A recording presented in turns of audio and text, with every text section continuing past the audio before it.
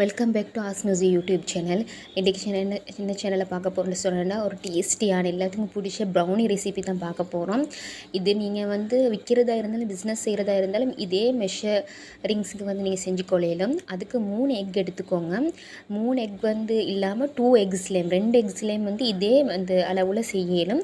So அந்த 3 எக்கையும் நல்லா இந்த மாதிரி பீட் பண்ணி எடுத்துக்கோங்க.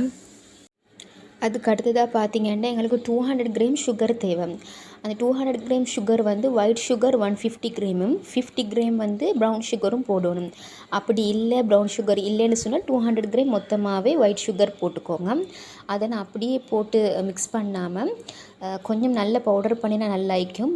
ஃபைன் பவுடர் பண்ண தேவையில்லை, நார்மலாக பவுடர் பண்ணி கொண்டால் போதும். அப்போ குயிக்காக உங்களுக்கு கரைஞ்சி வந்துடும். ஸோ அதை அப்படியே பிளெண்ட் பண்ணி அந்த நார்மல் பவுடரை தான் நான் ஆக்கிப்பேன் பாருங்கள்.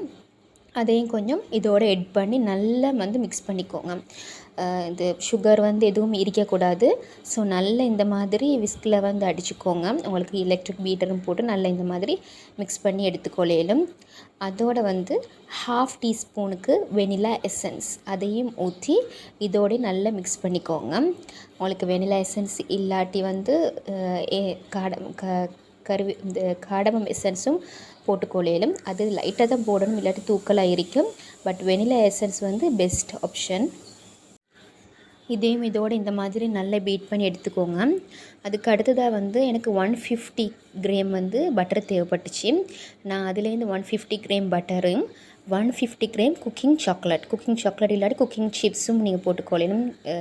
சாக்லேட் சிப்ஸும் போட்டு அதை டபுள் பாயில் பண்ணி தான் நான் இந்த இடத்துல எடுத்துக்கிறேன். ரைஸ் குக்கரில் கீழே தண்ணியை கொதிக்க வச்சுட்டு மேலே ஒரு கப் வச்சு இந்த மாதிரி உருக்கி எடுத்துக்கிறேன். அதை நேரத்தோடு செஞ்சு வச்சுடுவோம் ஒரு ½ அன் ஹவருக்கு முதவே. ஏன்டா இந்த எக்கோட இதை இதில் லைட்டாக சூடாக இருந்து மிக்ஸ் பண்ணினாலும் முட்டையெல்லாம் பிரிஞ்சு பட்டரெல்லாம் பிரிஞ்சு அந்த மாதிரி வெந்த மாதிரி ஆகிடும். ஸோ இதை நேரத்தோடு செஞ்சு வச்சு அதையும் நல்லா மிக்ஸ் பண்ணிக்கோங்க. இதோடு சேர்த்து நல்லா பீட் பண்ணிக்கொள்ளணும். இந்த குக்கிங் சாக்லேட் டபுள் பாயில் மெத்தடில் செஞ்சால் தான் கரியாமல் வரும். மைக்ரோவேவ் ஈக்கிறவங்க அதில் மெல்ட் பண்ணிக்கொள்ளணும். அப்படி இல்லாட்டி லைட்டாக சுடு தண்ணி லைட்டாக கொஞ்சம் ஊற்றி மெல்ட் பண்ணிக்கொள்ளுங்க. மேலும் அப்படியும் இல்லாட்டி சுடு தண்ணி ஒரு பவுலில் ஊற்றி அதில் அப்படி வச்சாண்டாலும் உங்களுக்கு அப்படியே மெல்ட் ஆகிடும். ½ அன் ஹவருக்கு டிரெக்டாக நீங்கள் ஒரு பேனில் வச்சு மெல்ட் பண்ண போனான்ட்டு அது கொஞ்சம் கருகின மாதிரி இருக்கும். ஸோ அதை விட இந்த மாதிரி மெத்தட் தான் நல்ல ஈஸியானது. அப்படி இல்லாட்டி ஸ்டீமரில் மேலுக்கு ஜஸ்ட் வச்சு கீழே ஏதாவது ஒரு திங்ஸை நீங்கள் அவிக்க போக்கலாம். மேலே ஸ்டீமரில் லைட்டாக வச்சுருந்தாலும் அப்படியே உருகிடும். டிரெக்டாக வைக்காமல் இந்த மாதிரி மெத்தடை யூஸ் பண்ணினா தான் நல்லா இருக்கும். ஸோ அதையும் நல்லா கொட்டி நல்லா மிக்ஸ் பண்ணிக்கோங்க இந்த மாதிரி. அதுக்கு முன்னுக்கு சேனல் எல்லாம் சப்ஸ்கிரைப் பண்ணாதவங்க ப்ளீஸ் சப்ஸ்கிரைப் ஆஸ்மியூசி யூடியூப் சேனல் சப்ஸ்கிரைப் பண்ணி சப்போர்ட் பண்ணுங்கள். அதே போல் கமெண்ட்டும் பண்ணுங்கள். அதுக்கு அடுத்ததாக நான் இப்போ எல்லாத்தையும் சலிச்சு எடுக்க போகிறேன். அந்த லம்ஸ் எல்லாம் இல்லாமல் ஆகிறதுக்கு. அதுக்கு 80 gram all purpose flower 80 grams சரியாக வரும். அதுக்கு அது கப்ஸ் மெஷரிங்ஸ் அளக்கிறதா இருந்தால் ½ கப்போடு இன்னும் ஒரு 1 டேபிள் ஸ்பூன் எட் பண்ணிக்கோங்க. அதுக்கு அடுத்ததாக ஒரு ½ டீஸ்பூனுக்கு baking powder 2 tablespoon cocoa powder add பண்ணினாலும் நல்லா இருக்கும். நீ குக்கிங் சாக்லேட் கொஞ்சம் கூடுதலாக போட்டால் கொக்கோ பவுடர் எட் பண்ண தேவையில்லை. பட் ஸ்பெஷலாக இதுக்கு நான் ஒன்று எட் பண்ண போகிறேன். மிச்சம் பேர் எட் பண்ண மாட்டாங்க, பட் ஒரு சிலர் எட் பண்ணுவாங்க. இது நல்லா இருக்கும்.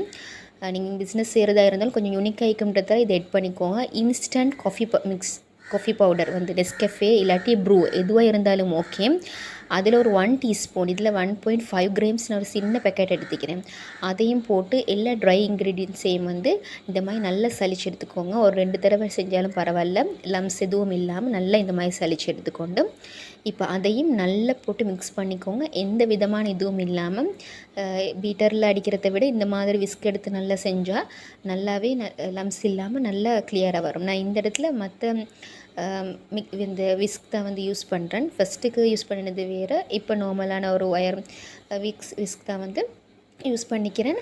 இதில் லம்ஸ் எதுவும் இல்லாமல் நல்லா கலப்பட்டு வரும். இந்த மாதிரி கையில் கொஞ்சம் எடுத்து விரலில் எடுத்து பாருங்கள். அப்போ சுகர் ஏதாவது லம்ஸ் எதுவும் இருக்குதான்னு சொல்லி நல்லா கிளியராக இந்த மாதிரி இருக்கும். லிக்விட் மாதிரி கொஞ்சம் நல்ல திக்காக இருக்கக்கூடாது, லைட் லிக்விடில் இருக்க தான் வேணும். உங்களுக்கு பார்த்தா விளங்கும் இந்த மாதிரி. ஸோ இதை அப்படியே நல்லா பீட் பண்ணிவிட்டு கடைசியில் கெஷ்யூ நட்ஸ் உங்களுக்கு தேவையான ஃபுட் நட்ஸ் எதுவும் நீங்கள் எட் பண்ணி கொள்ளையிலும். ஸோ அதையும் எட் பண்ணிவிட்டு உங்களுக்கு சாக்லேட் சிப்ஸும் இதோட எட் பண்ணிடலாம். நான் ஃபைனலாக தான் எட் பண்ணினேன். அதுக்கு வந்து ஒரு ட்ரே எடுத்துக்கொள்ளணும், பேக்கிங் ட்ரே வந்து ரொம்ப முக்கியம். அது நல்ல அளவுகள் எடுத்துக்கோங்க. நான் 10 to 10 இன்ச்சஸ் தான் எடுத்துக்கிறேன். இதுக்கு வந்து கொஞ்சம் இதை விட பெருசாக எடுத்தால் நல்லா இருக்கும். பிகாஸ் அதை விட மெல்லிசாக வரணும் எனக்கு. நான் அதை கடைசியில் தடிப்பத்தை காட்டுறேன். நீங்கள் விற்கிறதா இருந்தால் இதை விட மெல்லிசு தான் விற்பாங்க. ஸோ அதுக்கு கொஞ்சம் 12 to 12 இன்ச்சஸ் பேக்கிங் ட்ரே எடுத்தால் நல்லா இருக்கும். பேக்கிங் ட்ரேயில் வந்து கட்டாயம் பேக்கிங் பேப்பர் போடணும், இல்லாட்டி ஏதாவது ஒரு A4 ஷீட்டோ ஏதோ நல்லா பட்டர் தடவி 2 பக்கத்துக்குமே வந்து கொஞ்சம் பெருசாக தான் போடணும், இந்த மாதிரி காட்டிக்கிற மாதிரி. ஏண்டா வந்து நீங்கள் அதை தூக்கி எடுத்து கட் பண்ணுற மாதிரி இருக்கணும். இதே பேக்கிங் பேப்பர் போடாமல் செஞ்சது உங்களுக்கு நல்ல ஷேப்ஸ் வராது. இது நான் பிஸ்னஸ் ஐடியாவுக்கும் சேர்த்து தான் சொல்கிறேன்.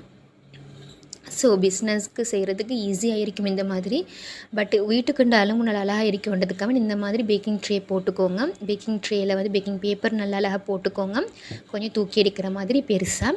அதே போல் வந்து ட்ரே வந்து நான் எடுத்துக்கிற ட்ரே விட கொஞ்சம் பெருசாக எடுத்து, இல்லாட்டி 2க்காக பிரித்து நீங்கள் செஞ்சேன்டா வந்து நல்லா நிறைய பீசஸ் வரும். ஸோ அந்த மாதிரி செஞ்சுக்கோங்க. நான் கொஞ்சம் தடிவமாக தான் செஞ்சேன், எனக்கு பெரிய அளவில் நான் இதை விட பெருசாக இருக்கல அந்த நேரத்தில். ஸோ இதை விட கொஞ்சம் மெல்லிசாக செஞ்சால் தான் நல்லா இருக்கும். ஃபைனலாக அவங்களுக்கு நான் காட்டுறேன். இந்த மாதிரி பேப்பரில் வந்து தடவிட்டு எல்லாத்தையும் கொட்டிட்டு நாங்கள் செஞ்ச மிக்சரை வந்து கொட்டி மேலுக்காத்த கடைசியில் எனக்கு கொஞ்சம் ஞாபகம் வந்துச்சு, குக்கிங் சாக்லேட் இல்லை, சும்மா நார்மல் சாக்லேட்ஸ் தான் இருந்துச்சு. அதை எடுத்து மேலுக்காக 1-2 இப்படியே போட்டு தூவி கொண்டேன் சில இடங்களில். ஸோ இந்த டைமில் வந்து கொஞ்சம் மேலுக்காக பொங்கி வர மாதிரி இருக்கும், மேலுக்கு அளவு தூவிக்கிறதால அது ஒரு நோ ப்ராப்ளம். ஸோ இந்த மாதிரி செஞ்சு எடுத்துக்கோங்க. 170 செல்சியஸில் வந்து இது நான் கொஞ்சம் தடிப்பமாக இருந்ததால் 40 மினிட்ஸ் எனக்கு போச்சு ஸ்லோ குக் பண்ணிவிட்டு. அதே நீங்கள் மெல்லிசாக செஞ்சேன்டா, இதை விட பெரிய ட்ரேயில் கொஞ்சம் மெல்லிசாக செஞ்சேன்டா வந்து ஒரு 20 மினிட்ஸ் உங்களுக்கு போதும். அதனால் நீங்கள் வந்து உங்கள்கிட்ட பேக்கிங் ட்ரே அதே போல் அவனை பற்றி யோசித்து அதுக்கேற்ற மாதிரி நீங்கள் வந்து டைமிங்கை வச்சுக்கோங்க. எனக்கு உண்மையிலே 40 மினிட்ஸ் போச்சு 170 செல்சியஸ்க்கு. இடையில் கொஞ்சம் எனக்கு ஃபைனலாக 160க்கு மாதிரி குறைச்சி வச்சுக்கொண்டேன். உங்களுக்கு இதை விட பெரிய ட்ரேயில் எடுத்தால் நிறைய பீசஸ் வரும். அதே போல் நீங்கள் வந்து டைமிங்கும் குறைச்சிக்கோங்க மெல்லிசாக இருந்தேன்டா. இப்போ பார்த்தீங்கன்னா உங்களுக்கு விளங்கும், நான் அப்படி ஃபுல்லாக பேக் பண்ணி எடுத்துக்கிறேன். இந்த மாதிரி தான் வந்துச்சு. நல்லா அழகாக நல்லா டேஸ்டியாக வந்துச்சு.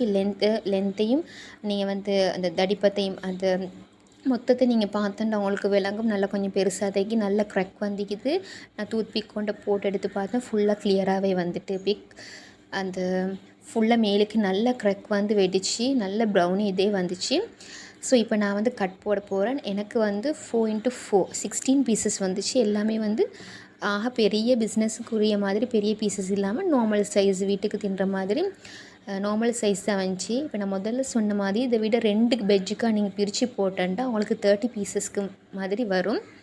அதே பிஸ்னஸாக செய்கிறதா இருந்தால் ஒரு 30 கொஞ்சம் பெருசாக கட் போடுறதுக்காக வேண்டி 30 பீசஸ் வரும். 2 பெஜ்ஜுக்காக செஞ்சு எடுத்தால், அப்படி இல்லாட்டி பெரிய ட்ரேயில் செஞ்சு எடுத்தேன். ஸோ இந்த வீடியோ உங்களுக்கு பிடிச்சிருக்குன்னு நினைக்கிறேன். லைக் பண்ணுங்கள், ஷேர் பண்ணுங்கள், மறக்காமல் கமெண்ட் பண்ணுங்கள்.